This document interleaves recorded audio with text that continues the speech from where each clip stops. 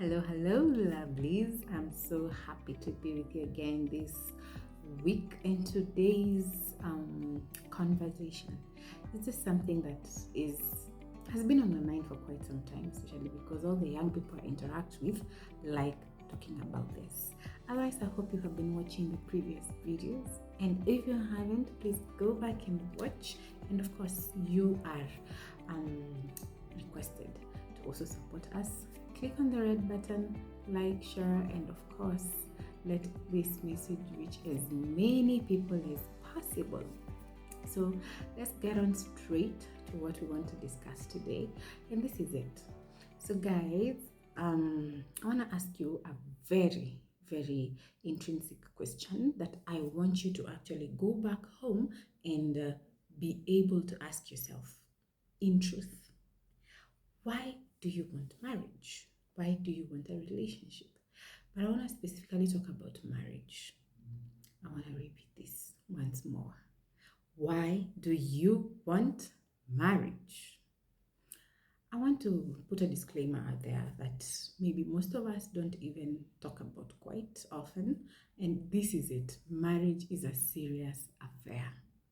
Guys, if I were you, I would be in a situation where I'm asking myself, am I required to be in this situation of marriage? Or can I choose to actually continue living life as God desires and as He purposes as a single person?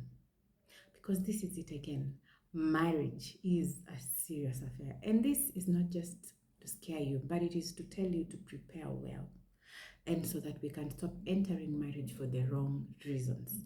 It's going to be a very candid talk because the real representation of what marriage is no longer out there. It's not being put across very well. So marriage, to begin with, was made with a purpose and for a purpose. I want to repeat that. It was made with a purpose and for a purpose. I have thought about talking about this because I've realized there's so much negativity, and of course, because we can't really blame anyone for having people for having the negativity around. But to be honest, marriages have been breaking so much, and most importantly, the marriages we have been looking up to and thinking these are the ones that will work and are our epitome of excellence when it comes to marriage. But at the end of the day, ask yourself again, why do you want marriage? And this is a wake up call to all the singles out there, because I want to say this: marriage is saved at the singlehood level. It is not saved when you're married. There's little you can do when you're married. Yes, of course, you can do a lot of work when you're married, but it is much saved at the initial stages where you choose the right person for yourself. Again, why do you want marriage? If you are a single person, I'm telling you right now, if you haven't been able to find the person you desire in your life, please enjoy your singlehood. But if you know for sure that the Lord has told you this is the person you want to be with, and He has given you a go ahead, then please work on that. For us who are married, let us continue working on our marriages. I mean, we cannot choose somebody else, but we have the glorious people God has presented in our lives for us to walk this journey of life together. So why am I saying marriage was made with a purpose? God, for me, I look at life and I'm looking at it this way. God actually makes marriage for something that is beyond our basic needs here on earth. I don't think there is something God ever makes that just looks at whatever serves you for earth. Whatever God brings in your life, whatever purpose you, or rather anything you experience in life, has eternal value when it comes to God's eyes in it. So marriage was really made to sanctify us. And more than that, it was made to, grow the kingdom. Most of us enter marriage for the wrongest reasons, and that's why I can't blame so many marriages breaking at this point, because again, they entered for the wrong reasons, not understanding what marriage is for and what role it plays in the lives that God, because it's the creator of marriage. Why are we recreating other reasons to have marriage exist? Most of us are going into marriage. Why? We want romance. We want the 3-letter word, SE, And of course, that is important. Very important. We want companionship. But this is it, guys. Marriage was made for a reason, and you can't just hop into it just because of mere reasons that are, let me tell you, in the first few months, that need for companionship, that need, if you haven't dealt with yourself as a person, it won't satisfy you completely. I promise you, it will not. You realize there's a higher calling to these things, and when you get them for the wrong purpose, you misuse it, and it ends up not serving your own needs. So you gotta look into yourself, introspect, and ask yourself, why do I want marriage? From there, you'll begin asking yourself, am I actually ready for marriage? Because marriage was made for a purpose and with a purpose.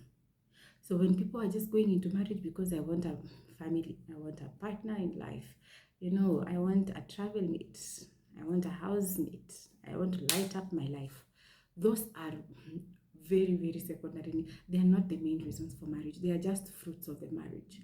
But the main reason for marriage, for me, is to actually change this world.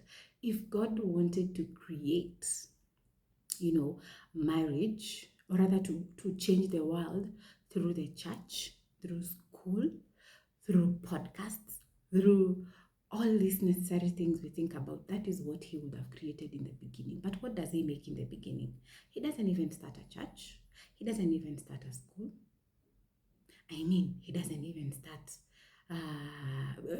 he doesn't even come up with motivational speakers. He creates a family. Why? In the unit of a family is where we spend our daily lives. And if we can change the lives of people we live with, imagine if every family was, intentional about themselves. Everyone out here would be in a better place. Less trauma, more confident people who want to actually become better people and are just coming out here to serve. But most families are very dysfunctional. At the end of the day, we are receiving half-baked or even non-baked people out here who are beginning to even bring forth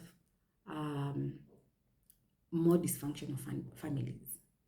So guys, ask yourself, why do you want marriage? Because marriage is made for a bigger purpose. And when God was looking into marriage, he was looking at expanding his kingdom and letting his work be done within the unit of a family. So don't just enter marriage with mere physical reasons. Those are very myopic. They are actually very, very valid reasons. They are necessary reasons, because at the end of the day, why marriage is not in heaven? So some of these things we can't enjoy them in heaven. So we have to have them here on earth.